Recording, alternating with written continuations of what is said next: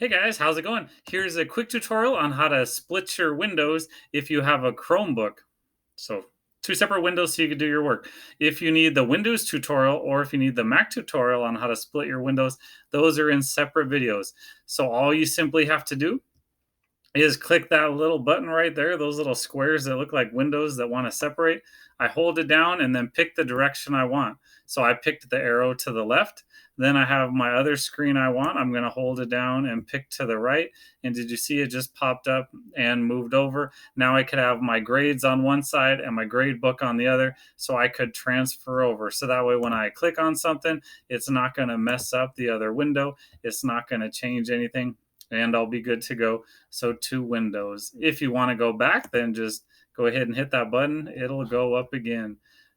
Now, if you want to manually make them bigger, of course you can by just hitting that button and dragging them back and forth in case you wanted a different size, not just exactly half and half. All right, guys. See you later. Have a good night.